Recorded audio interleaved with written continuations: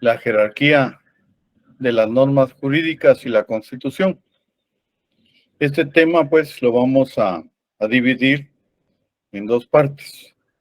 El día de hoy vamos a dar inicio con la jerarquía de las normas jurídicas y en la siguiente clase, pues, continuamos con la Constitución. Pues acostumbro iniciar esta clase con explicar qué significa jerarquía. Jerarquía significa grado de importancia, escala de poder. Todos alguna vez pues hemos escuchado la jerarquía militar. En nuestro trabajo pues tenemos un jefe, un superior, a veces tenemos subalternos, pues eso es una jerarquía. Todo en la vida necesita una organización, un grado de importancia, un grado de poder para que funcione. En ese sentido también, pues, el orden jurídico necesita una gradación, un orden de importancia. Las normas jurídicas también tienen, pues, un grado superior y un grado inferior de influencia sobre los miembros de la sociedad. En ese sentido, pues, las normas constitucionales son las de mayor jerarquía dentro de un ordenamiento jurídico. Y las normas constitucionales son creadas por un órgano que conocemos como Asamblea Nacional Constituyente.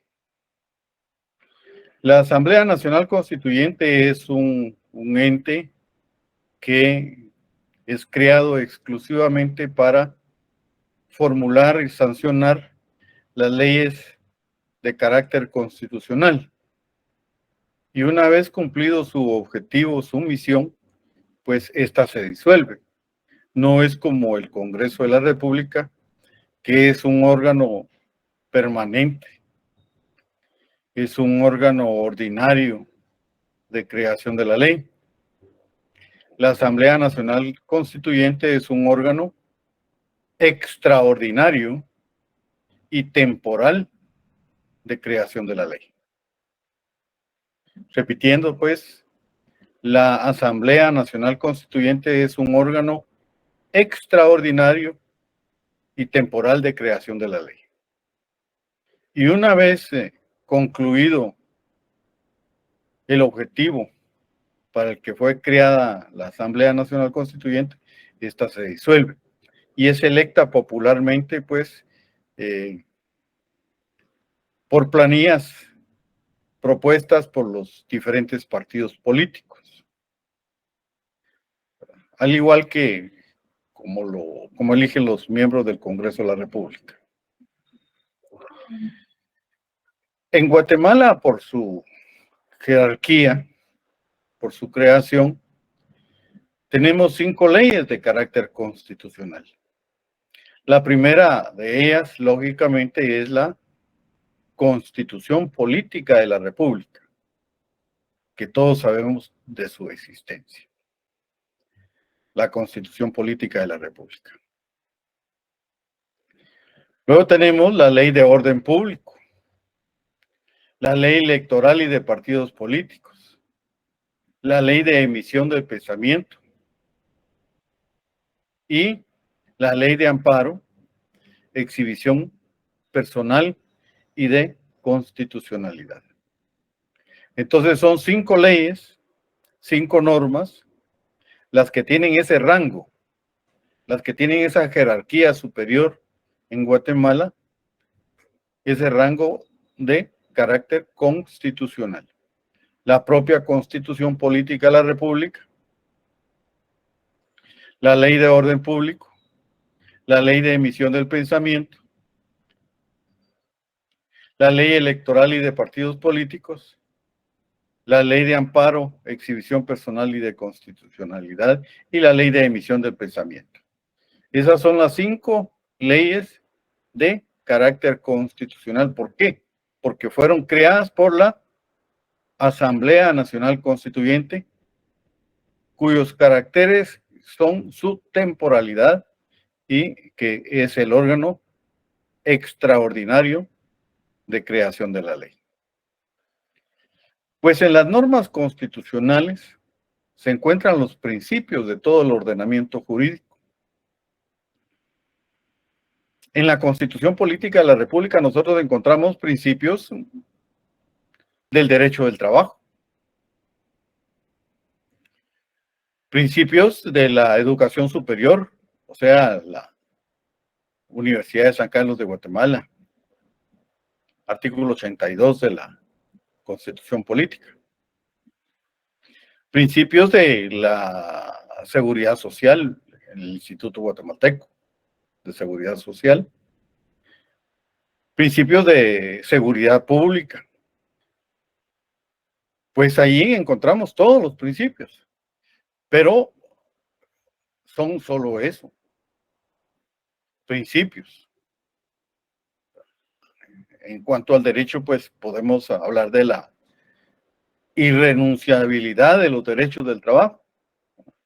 Es decir, pues que si un patrono o una persona nos hace firmar a nosotros que no vamos a tener derecho a vacaciones, eso no vale. Eso es nulo, ipso iure, de pleno derecho. Porque los derechos del trabajo son irrenunciables. El derecho del trabajo es profundamente democrático. Trata de equilibrar el poder económico del patrono contra la fragilidad del trabajador.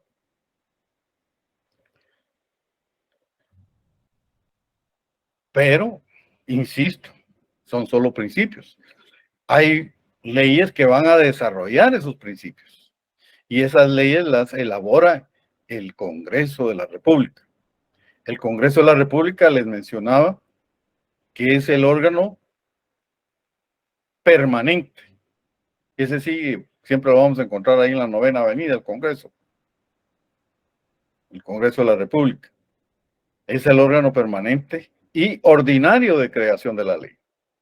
Lo contrario de lo que sucede pues con la Asamblea Nacional Constituyente, que es el órgano extraordinario y temporal. El Congreso es el órgano permanente y ordinario de creación de la ley. ¿Y qué elabora el Congreso de la República? Pues las normas ordinarias. Las normas ordinarias son aquellas que van a desarrollar los principios contenidos en las normas constitucionales. Les mencionaba pues los principios del derecho al trabajo. Hay un código de trabajo. Les mencionaba los principios de la educación superior. Hay una ley orgánica de la Universidad de San Carlos de Guatemala. Les mencionaba los principios de la seguridad social. Hay una ley orgánica del Instituto Guatemalteco de Seguridad Social. Y así sucesivamente. Entonces, en las leyes constitucionales, en las normas constitucionales, están los principios. Pero el Congreso de la República se encarga de elaborar las leyes ordinarias que van a desarrollar estos principios, a implementar los mecanismos de aplicación de las leyes constitucionales. Ejemplo de normas ordinarias o leyes ordinarias, tenemos el Código Penal, el Código Civil, Código de Notariado, Código Procesal Civil y Mercantil, Código Procesal Penal, Ley del Impuesto sobre la Renta, Ley del Impuesto al Valor Agregado, Ley de Tránsito, etc. Hace unos 20, 25 años, se hizo un inventario de la cantidad de normas ordinarias que el Congreso de la República había elaborado. Eran alrededor de 80,000 cuerpos legales. ¿Qué abogado podrá por lo menos aprenderse de memoria o enumerar siquiera los títulos de los cuerpos legales elaborados por el Congreso de la República? Creo que ninguno. Imagínense en este momento, que ahorita, Josué, un momentito, por favor. Imagínense en este momento qué cantidad de leyes ordinarias ha elaborado el Congreso de la República. Es una cantidad enorme. Pues desarrollan los mecanismos, los principios contenidos en las normas constitucionales. Sí, Josué, adelante. Cabal referente a las leyes ordinarias del Congreso de la República. Hay muy buenas leyes aquí en Guatemala, pero no las ejecutan como debería de ser. No se quedan vacías. Pero hay una que me quedó como un ejemplo de esas, era la que promovió lo de la ley del cigarro, que está bien cerrada. Han querido estorbarla o algo para los espacios cerrados y no han podido. Entonces alguien me dijo que esta ley fue bien estructurada para que más adelante no fuera a tropezarla, no fueran a hacerla a un lado, porque hay muchas leyes en Guatemala que no las ejecutan, solo las hacen por hacer. Y esta es una de la intención de esta clase, pues que si la logran comprender, si la logran analizar bien, pues yo pienso que eh, la participación suya puede ir en torno a una inconstitucionalidad, a entorpecer el, el contenido de la ley, ¿verdad? Porque cualquier ley que vaya a contrariar, tergiversar, ¿verdad? O no estar a favor de la Constitución Política de la República, son nulas ipso iure, ¿verdad? Entonces, como usted bien lo mencionaba, Josué, todas las normas deben de estar bien elaboradas. ¿Qué quiere decir bien elaboradas? Pues que estén de acuerdo a los principios contenidos en la Constitución Política de la República.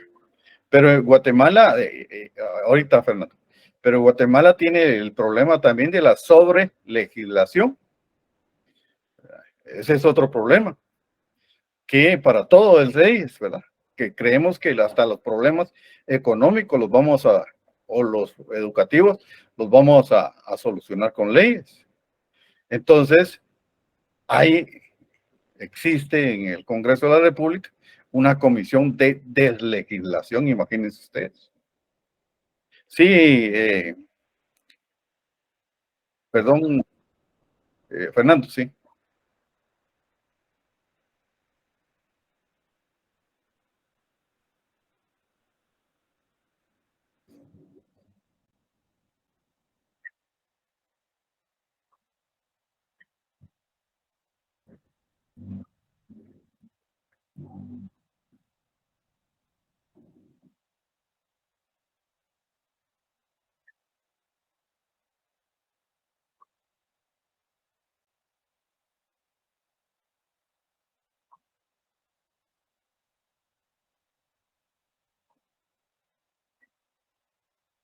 Efectivamente,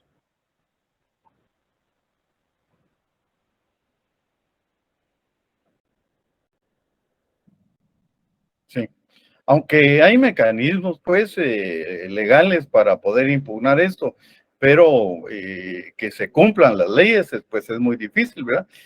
La propia Corte Suprema de Justicia lleva 3 años de extras después de su periodo al que fue electo. Imagínense ustedes la propia Corte Suprema de Justicia.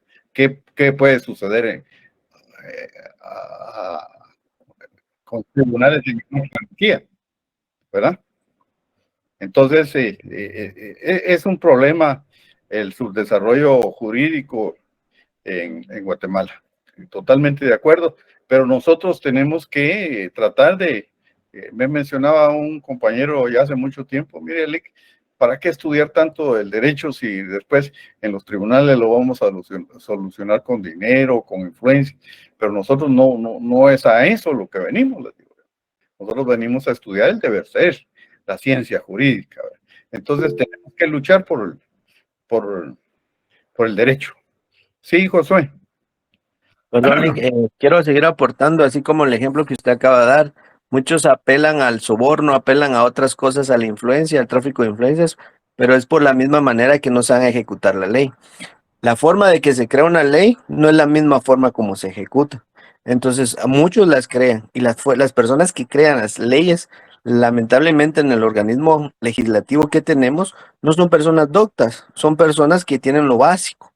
Entonces, ¿qué podemos esperar de una ley bien estructurada? No la vamos a tener muy bien. Hay unos que sí tienen buenos asesores y que tienen buenas leyes, pero las hacen, pero al tratarlas de ejecutar alrededor de las otras personas no saben ejecutar leyes. Hay muchas instituciones que carecen en la ejecución de sus leyes. Y una de ellas podemos ver, va, no sé si tiene que ver esto, pero el presupuesto en varias instituciones no lo ejecutan carecen del conocimiento de cómo ejecutar el presupuesto, pero porque no saben la ley. Efectivamente. Bien, vamos a continuar. Entonces, esta es la función del Congreso de la República, pues, crear las leyes que van a desarrollar los mecanismos, los principios contenidos en las normas de carácter constitucional. Y decíamos, pues, ejemplo de leyes de carácter ordinario creadas por el Congreso de la República, el Código Penal, Código Civil, Código de Notariado, Ley del Impuesto sobre la Renta, Ley al Valor Agregado, Ley del Impuesto al Valor Agregado, Ley de Tránsito, etcétera. Pero de igual manera que estas normas constitucionales se quedan cortas con sus principios, las normas de carácter ordinario se quedan cortas también, porque necesitan otros mecanismos de implementación para llevar a cabo su función. Por ejemplo, en la ley del impuesto al valor agregado, no se pueden integrar a la misma mecanismos como un formulario o como un procedimiento de pago. Entonces ahí viene la necesidad de crear un reglamento.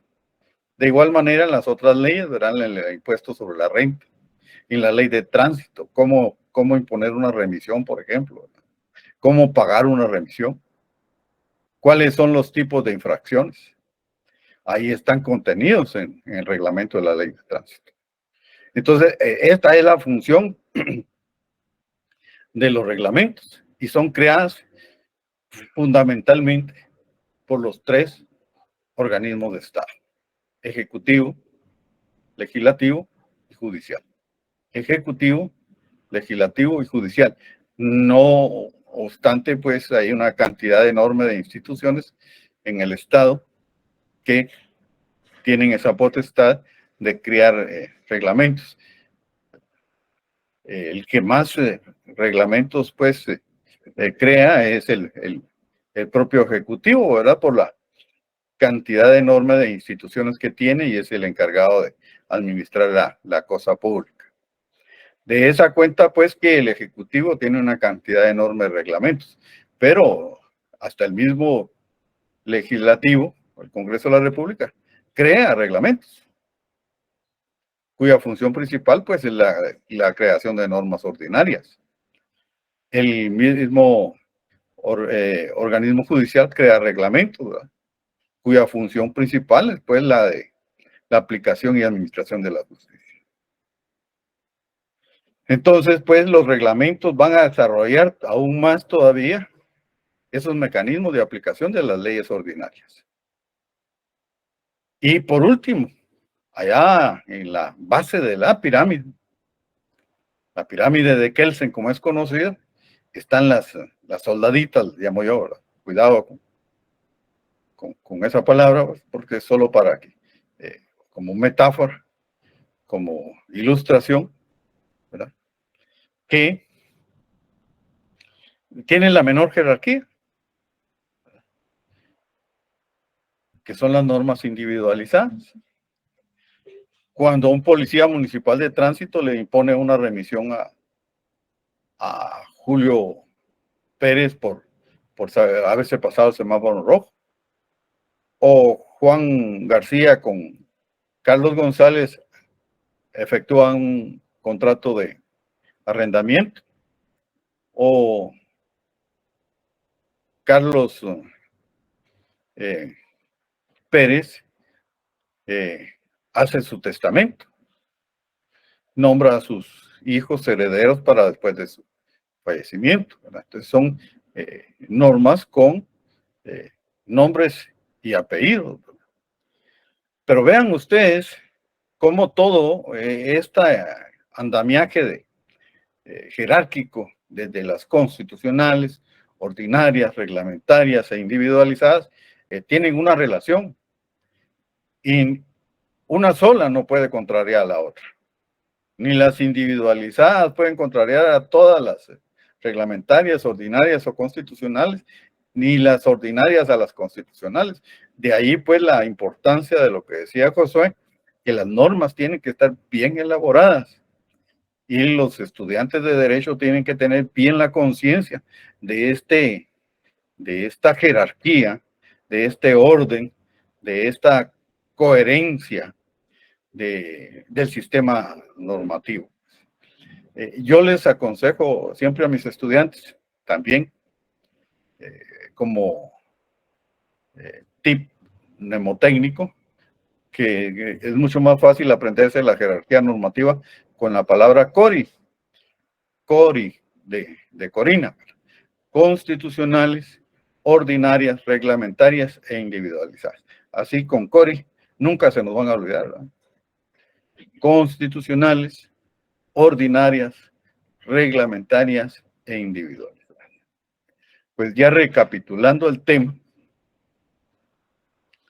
las normas constitucionales son las que tienen la mayor jerarquía dentro de un sistema jurídico. Y son creadas, pues, por la Asamblea Nacional Constituyente.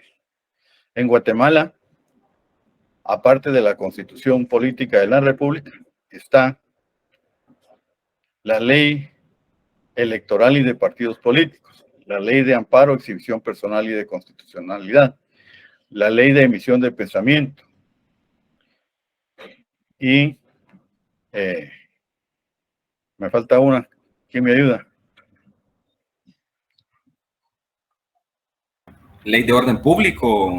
Ley de orden público, ley de orden público, ley de amparo, exhibición personal y de constitucionalidad, ley de emisión del pensamiento y ley electoral y de partidos políticos. Y la propia Constitución Política de la República. Son 5 normas de carácter constitucional. Y su carácter de la Constitución, de la Asamblea Nacional Constituyente, que es el órgano encargado de crear estas 5 leyes, es que es temporal y extraordinario de creación de la ley. Es el órgano temporal y extraordinario de creación de la ley. Luego tenemos las siguientes normas, que son las ordinarias. Estas son creadas por el Congreso de la República. Estas se encargan de desarrollar los principios contenidos en la Constitución Política de la República. Ejemplo de ellas, pues, están el Código Penal, el Código Civil, Código Notariado, Ley del Impuesto sobre la Renta, Ley del Impuesto al Valor Agregado, Ley de Tránsito, Ley del Medio Ambiente, cantidad enorme de leyes. Y desarrollan, pues, los mecanismos, los principios contenidos en las normas constitucionales. El carácter del Congreso de la República es todo lo contrario de la Asamblea Nacional Constituyente. Es el órgano permanente, es el órgano ordinario de creación de la ley. Y luego tenemos las normas reglamentarias que van a desarrollar aún más estos mecanismos de aplicación. Y son creadas por los 3 organismos del Estado: ejecutivo, legislativo y judicial. ejemplos de reglamentos, pues tenemos reglamento de la ley del IVA, reglamento de la ley del impuesto al valor agregado, reglamento de la ley de tránsito, un reglamento interior de trabajo, por ejemplo, en la iniciativa privada. Y por último, en la base de esa pirámide, tenemos las normas individualizadas, que tienen nombres y apellidos, están concretamente determinadas y van dirigidas a personas totalmente individualizadas. Una remisión de tránsito, una sentencia de un tribunal condenando a fulano de tal por el delito de homicidio, una sentencia de un tribunal declarando con lugar la demanda presentada por Carla y Anina González, un testamento, una donación, un contrato, son ejemplos de normas de carácter individualizado. Entonces, esta es la jerarquía de las normas jurídicas. Si tienen alguna participación, algún comentario, algún aporte, con mucho gusto. Hay suficiente tiempo.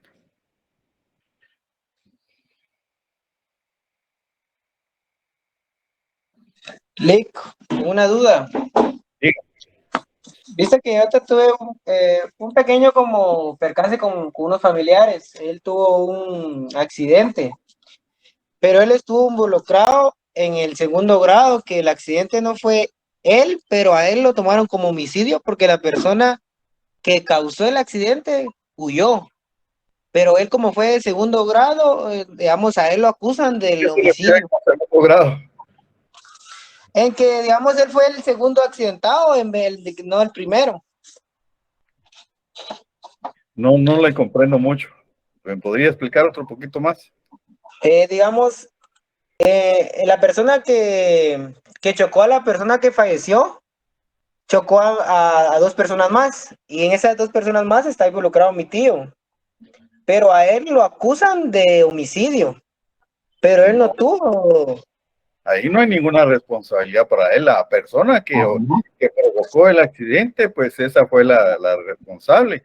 Y es el abogado de su tío, el encargado, pues, de aclarar esa situación. Pero no son los tribunales ni las leyes las que tengan esa responsabilidad, sino que son los abogados los responsables de aclarar todo ese tipo de hechos, ¿verdad? Sí, porque lo que nos comentan fue que dice que por lo que justificó la policía, a él lo tomaron como que él fue el que... probable que ahí haya habido alguna exacción de carácter ilegal, ¿verdad? Pero con la información que tenemos, pues solo eso le puedo mencionar, pues que ahí es el abogado de su tío el encargado de aclarar esa situación. Con lo que usted me cuenta, su tío nada que ver. Sí, Lick.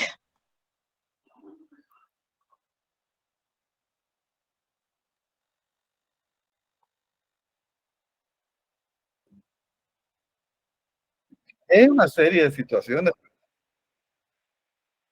Un médico forense, el expertaje del vehículo, una gran cantidad de elementos del que se puede tomar el abogado, pero claro está, es el abogado el que tiene que aclarar todo eso.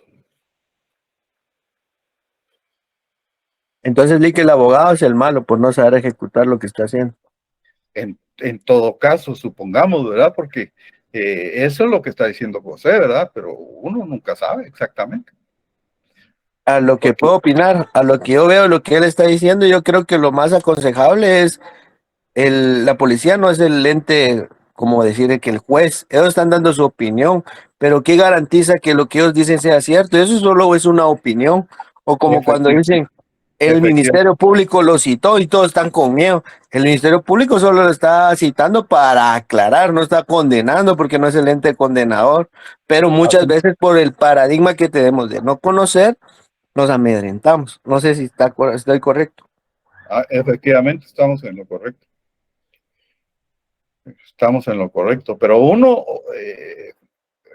mi experiencia de ya mucho tiempo, estoy acostumbrado a escuchar la versión que a uno le conviene.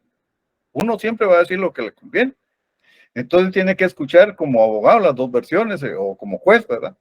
Pero en el caso del compañero José, que si está él en lo correcto, pues ahí el abogado es el que está fallando y tiene que cambiar abogado o buscar un buen abogado en la defensa pública penal, ¿verdad?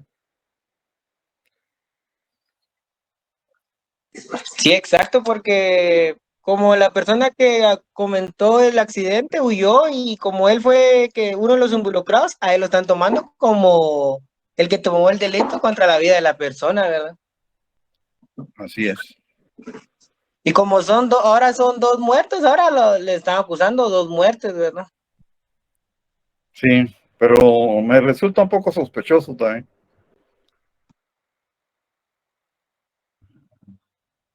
Por eso le digo yo, hasta no tener, habría que ver todo el expediente completo con la experiencia que tengo, ¿verdad? Para poder emitir una opinión, pero con lo que usted dice, es el abogado el que no ha cumplido con su misión. ¿Alguien más? Con mucho gusto. Con respecto a la jerarquía de las normas jurídicas, porque ahí estamos entrando ya casi al campo del derecho penal.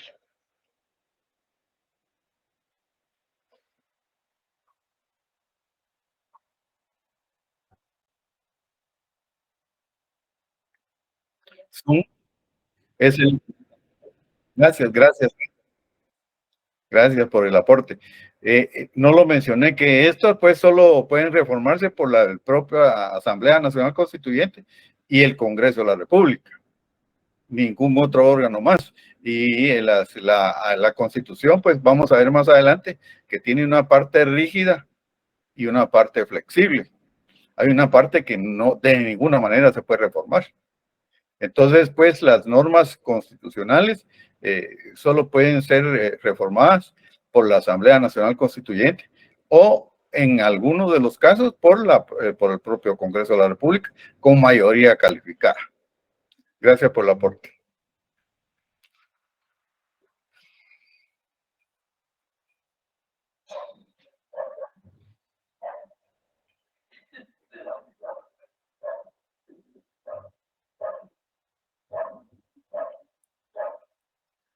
Licenciado, Adelante. así en el caso de que una persona, Un poco más recio, por favor. así como cuando una persona se mata, se suicida, y queda aún como,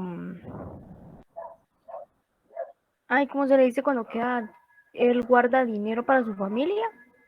Un seguro, pongamos de ejemplo eso. ¿Es necesario que se lo den a la esposa o a otra persona?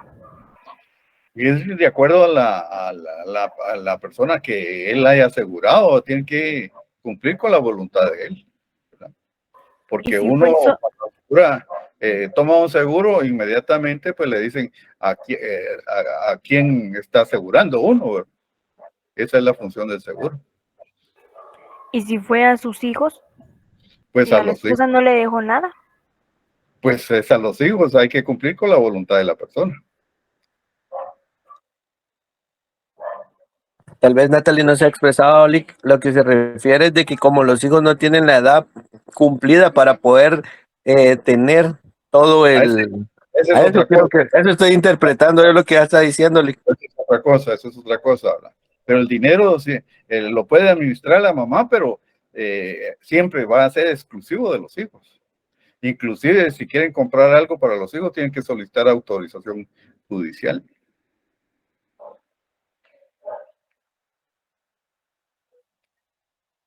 Pero de eso sí ya son cuestiones de puramente de derecho hasta procesal.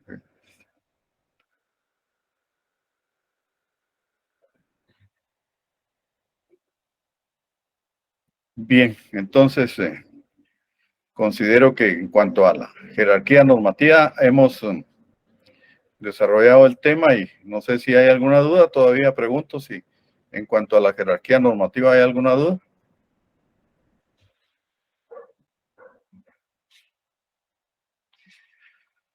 Bueno, entonces aquí nos despedimos y continuamos con la Constitución Política y las formas de interrupción del orden constitucional en la próxima clase. Les agradezco su participación, su entusiasmo en la clase y nos vemos pues en el próximo día de clase. Pasen feliz noche. Gracias, Lick. Buenas noches. Feliz noche. Buenas noches, gracias. Feliz noche, gracias a ustedes. Buenas noches, licenciado.